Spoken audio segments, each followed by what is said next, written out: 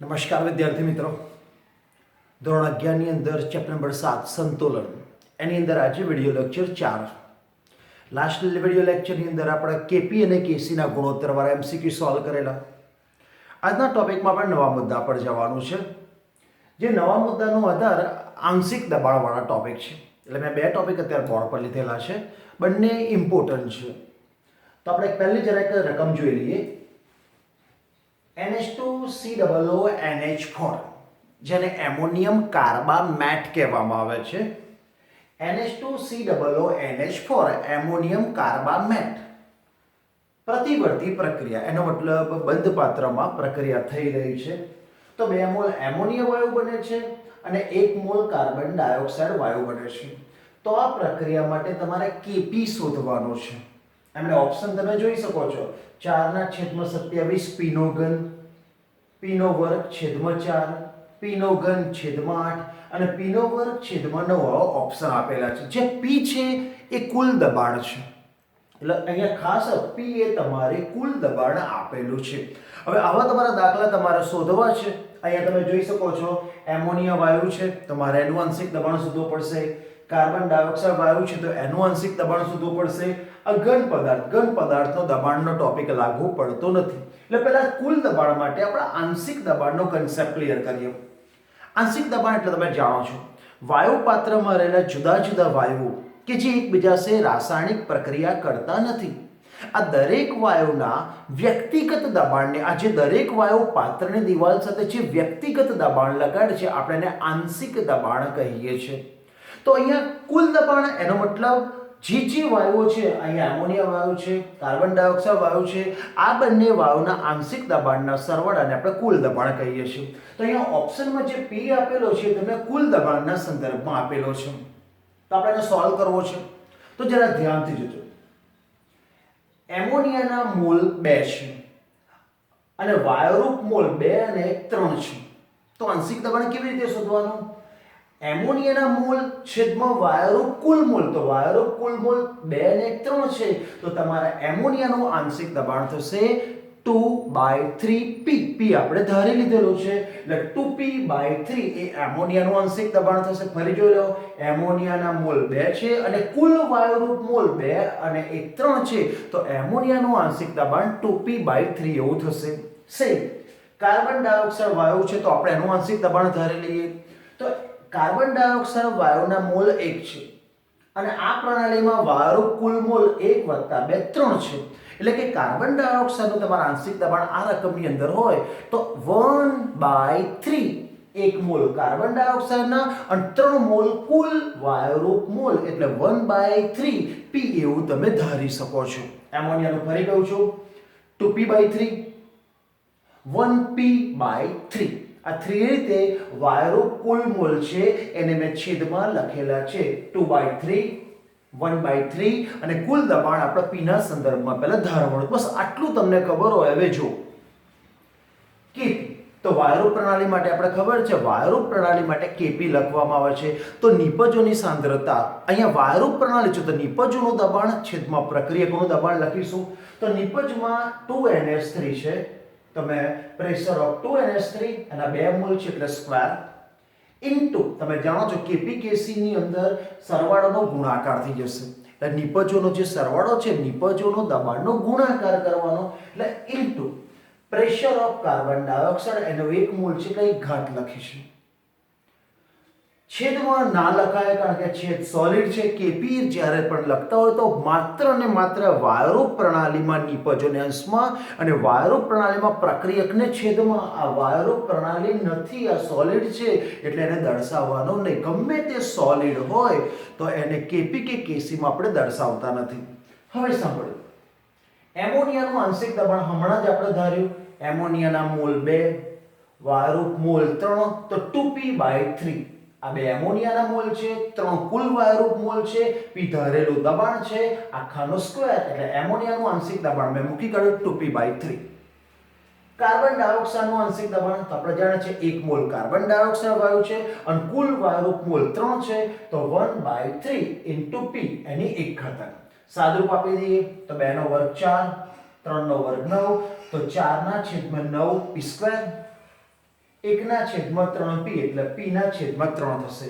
અંશનો ગુણાકાર કરી કાઢીએ તો તમે જો 4p² p એટલે અંશમાં થશે 4p નો ઘન છેદમાં 9 × 3 એટલે છેદમાં 27. તો આપણો જવાબ 4p નો ઘન છેદમાં 27. ઓપ્શન નંબર તમે જોઈ શકો છો. ઓપ્શન નંબર એ ની અંદર 4p નો ઘન છેદમાં 27 કમ્પ્લીટ. એક જ વસ્તુ તમારે આંશિક દબાણ ધારવાનું કેવી રીતે? આપેલા વાયુનો મોલ છેદમાં કુલ વાયુનો મોલ, બસ આ તમે યાદ રાખશો તો તરત તમે સમજી શકો મેં 2/3 કેમ મૂક્યા.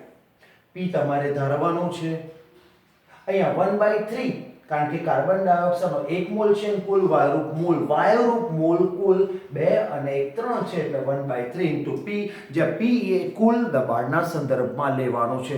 જો રકમમાં કુલ દબાણ તમને આપેલું હોય તો અહીંયા મૂકી દો, તમને kp ની કિંમત પ્રાપ્ત થઈ જશે. p એ કુલ દબાણ છે. જો રકમમાં કદાચ કુલ દબાણ આપેલું હોય તો તમે અહીંયા મૂકી દો, સાદરૂપ આપો, તમારો kp એટલે વાયુરૂપ પ્રણાલી માટે સંતુલન દબાણ તમને પ્રાપ્ત થઈ ગયું. હવે બીજો એક્ઝામ્પલ લઈ લઈએ. NH4CO3 સંતુલનની પ્રક્રિયા થાય છે તો 2 mall ammonia, 1 mall carbon dioxide વાયુ અને 1 મોલ પાણીની વરાળ પ્રાપ્ત થાય છે. ગેસ આ સોલિડ છે. નું સંતુલને કુલ દબાણ p હોય, સંતુલને કુલ દબાણ p આપી દીધું છે તો એના માટે kp ની વેલ્યુ શું થશે? ઓપ્શન તમને ઉપરના સંદર્ભમાં જેવા જ ઓપ્શન આપ્યા છે. બસ ઉપરનો કન્સેપ્ટ તમારો ક્લિયર છે તો આ ટોપિક પણ એઝ ઇટ ઇઝ આપણે કરીશું. તો તમે જોઈ શકો છો સોલિડ છે એટલે આપણે એને kp માં ધ્યાનમાં લેતા નથી. એમોનિયાનું આંશિક દબાણ કેટલું થશે? તો એમોનિયાના મોલ 2 છે અને કુલ વાયુરૂપ મોલ 2 + 1 + 1 એટલે કુલ વાયુરૂપ મોલ 4 છે.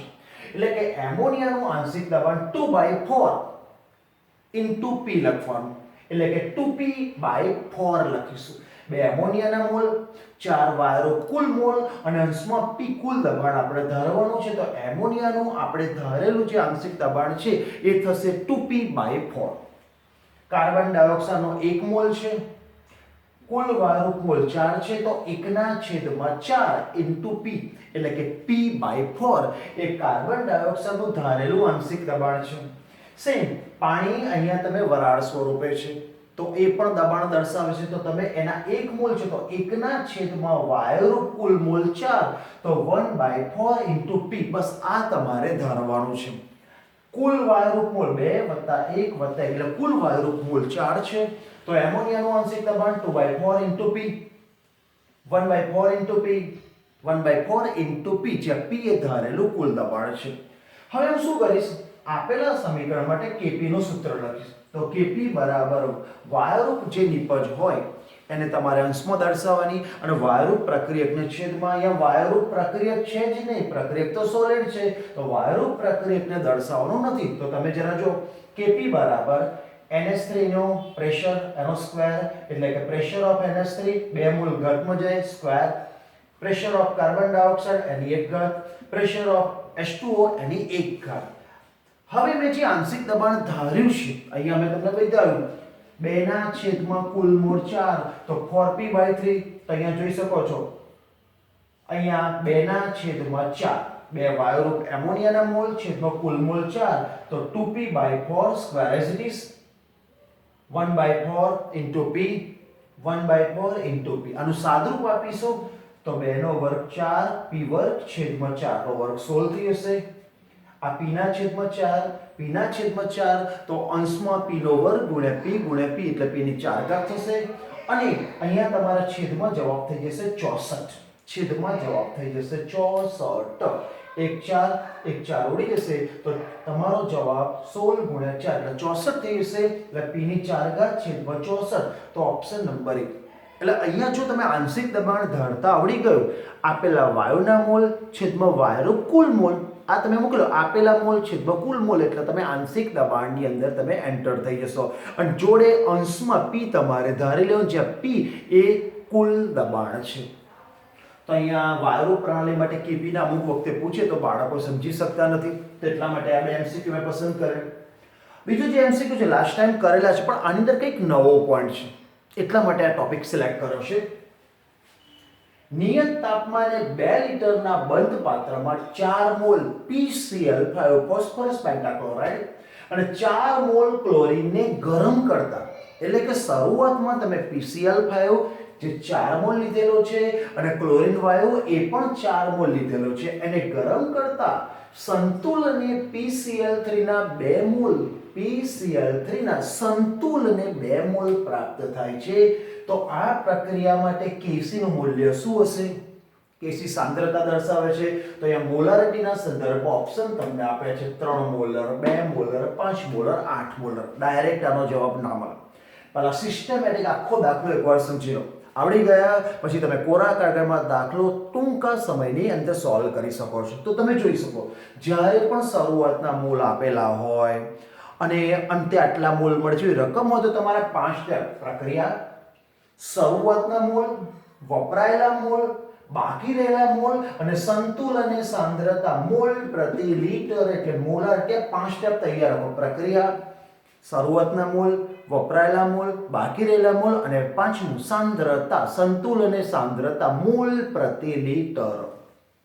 પ્રક્રિયા રકમમાં PCl5 ની પ્રક્રિયા નથી આપતા, તો બાળકોને ખબર હોવી જોઈએ કે PCl5 ગેસનું વિઘટન કરવામાં આવે તો PCl3 gas plus chlorine gas મળે છે.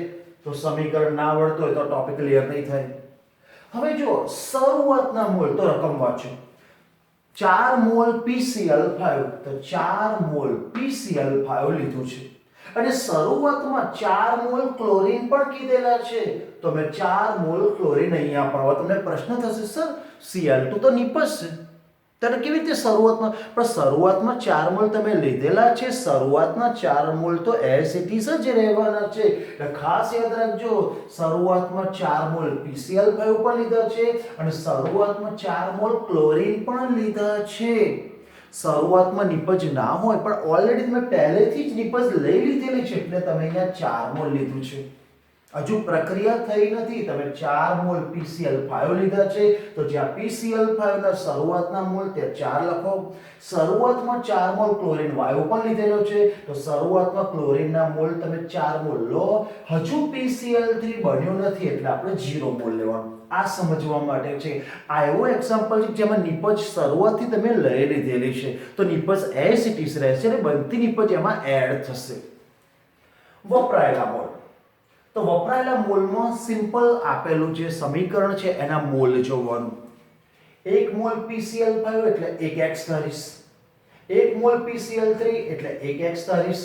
અહીં તમે જોઈ શકો છો. અને 1 મોલ ક્લોરીન એટલે 1x પર 4 તો હતા, 4 તો હતા, તમે સમજી શકો છો. પ્લસ x બન્યા, પ્રક્રિયક વપરાય તો નિપજ બને છે. અહીંયા x મોલ વપરાયા તો નિપજમાં x મોલ બને છે, નિપજમાં x મોલ બને છે, તો 4 હતા અને પ્લસ બીજા x બન્યા. નિપજમાં વત્તા કરવાનું, 4 હતા બીજા x ઉમેરાયા છે, તો નિપજના મોલ 4 પ્લસ x. ધ્યાન રાખજો, 1 મોલ એટલે x, 1 મોલ એટલે x, 1 મોલ એટલે x, પણ 4 તો હતા જ, તો 4 વત્તા x. આ સ્ટેપ જરા ધ્યાન રાખજો, દિમાગથી વિચારજો. 4 મોલ હતા જ ઓલરેડી અને બીજા x મોલ બન્યા છે, તો 4 વત્તા x મોલ થયું. બાકી રહેલા મોલ, તો પ્રક્રિયકોના શરૂઆતના મોલમાંથી વપરાયેલા મોલ બાદ કરો તો 4 - x. નિપજનો સરવાળો થાય તો 0 વત્તા x એટલે x. અહીંયા તમે જોઈ શકો છો x વત્તા 4, તો x વત્તા 4. આનો સરવાળો ફરી ના કરતા, ઓલરેડી આપણે સરવાળો કરેલો જ છે. પહેલા 4 હતા અને પછી તમે અહીંયા x કદાચ લખશો, ચલો તમે આ રીતે x લખશો તો પણ વાંધો નથી, તો પણ તમે સમજી શકો છો 4 વત્તા x. તો તમે સમજી શકો, સિમ્પલ થઈ ગયું. 1 mall x, 1 mall x, 1 mall x, એટલે તમને ડાઉટ ના પડે. હવે તમે જો પ્રક્રિયકોની બાદબાકી કરો, 4 - x, નિપજોનો સરવાળો કરો, 0 વત્તા x, 4 વત્તા x, તો x વત્તા 4. આ ઈઝી લાગશે તમને. ઓકે, આ રીતે રાખો. હવે જો મારે શોધવાના છે હવે સંતુલને સાંદ્રતા, મોલ લાયા. હવે આપણે જાણીએ છીએ સાંદ્રતા એટલે મોલ પ્રતિ લિટર. તમારી પાસે મોલ આવી ગયા.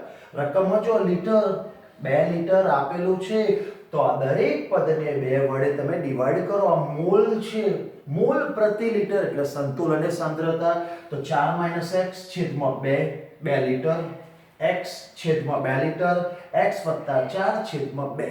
મેં છેદમાં 2 એટલા માટે મૂક્યો રકમમાં 2 લીટર આપેલું છે અને સાંદ્રતા એટલે મોલ પ્રતિ લીટરમાં હોય. હવે જરા ધ્યાનથી જોજો. રકમની અંદર તમને બાકી રહેલા મોલ PCl3 ના 2 મોલ રકમમાં આપી દીધા છે કે PCl3 ના 2 મોલ બને છે એટલે આપણે PCl3 ના બાકી રહેલા મોલ જોજો, સાંદ્રતાના જોજો. બાકી રહેલા મોલ મેં x ધાર્યા છે, એ x ની કિંમત 2 મોલ છે. એમનું કહેવું એવું છે કે PCl3 નિપજ બને છે એના 2 મોલ બને છે. તો મેં જે x ધાર્યું છે એ x ની કિંમત 2 છે તો મેં અહીંયા લખ્યું છે.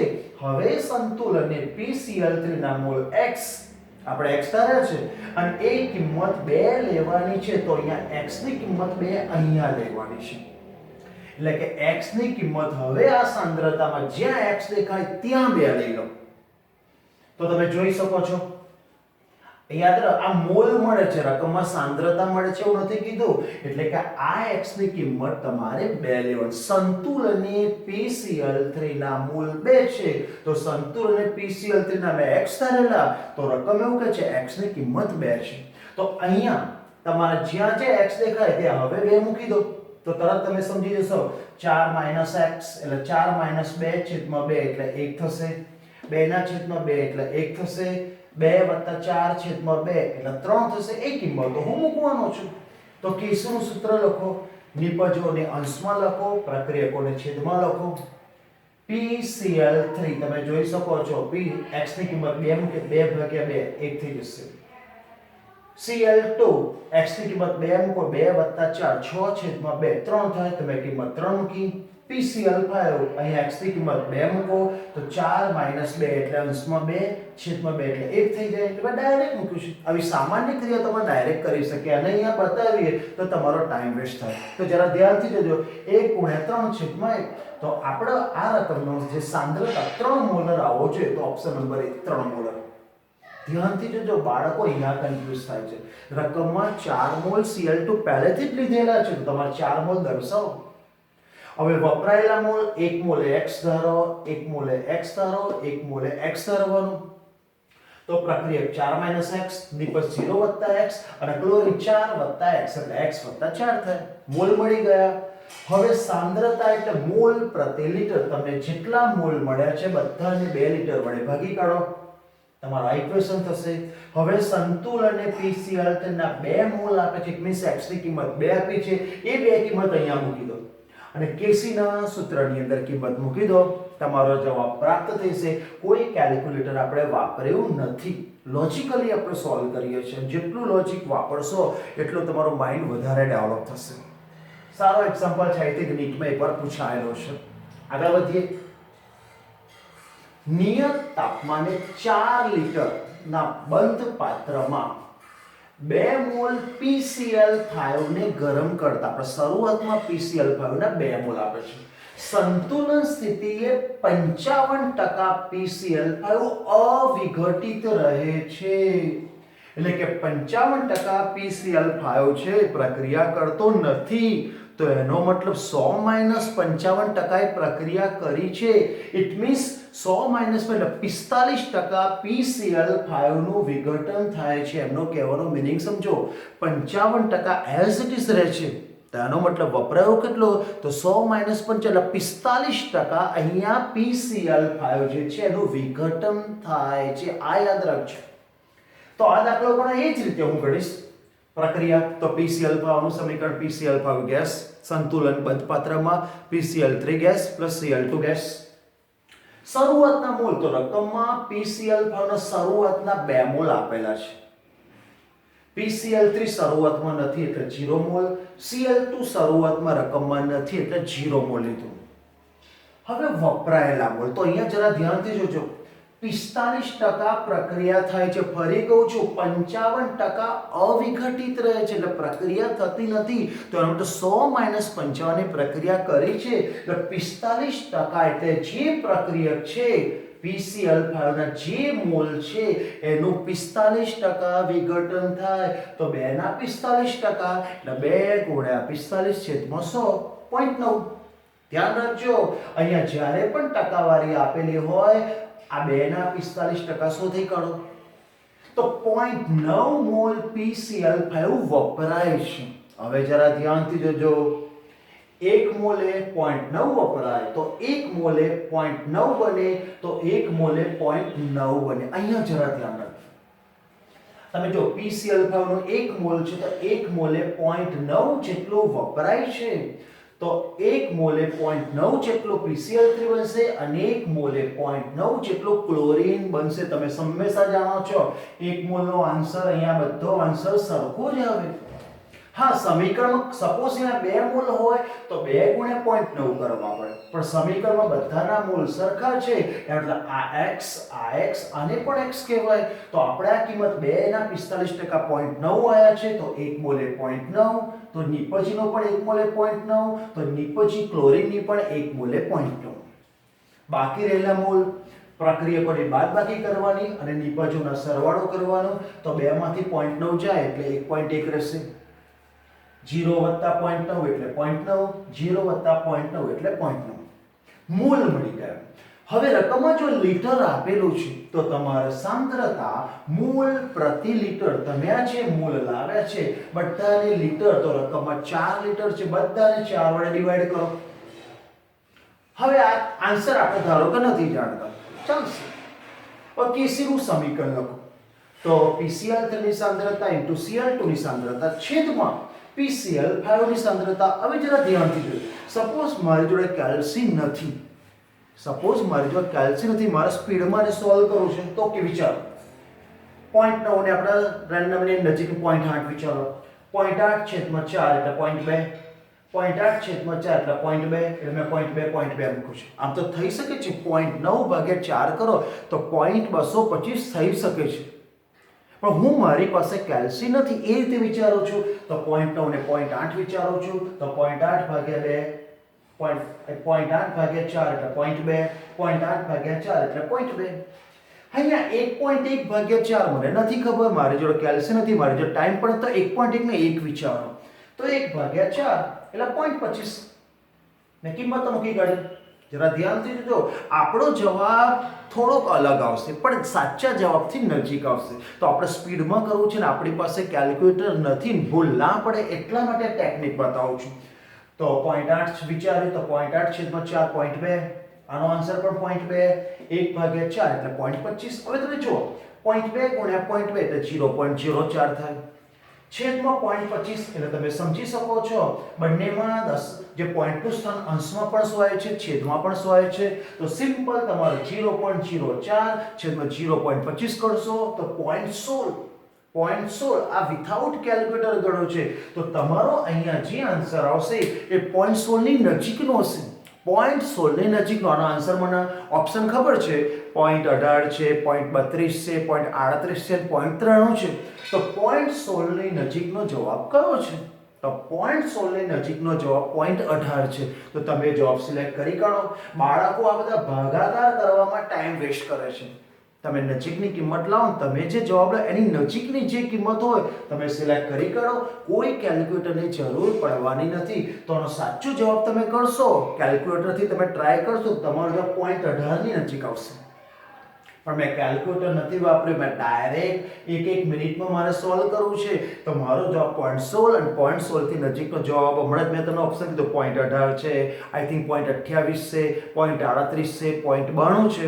તો 0.16 નો સૌથી નજીકનો જવાબ 0.18 થાય. એટલે તમારા MCQ સોલ્વ થઈ ગયો. જોઈ લો. નેક્સ્ટ લેક્ચરમાં બીજાથી આપણે સોલ્વ કરીશું, બીજા ટોપિકથી, બીજી ટેકનિકથી સોલ્વ કરીશું. એકવાર જોઈ લો. કોઈ ક્વેશ્ચન હોય તો મેસેજ કરજો. ઓકે, જોઈ લો.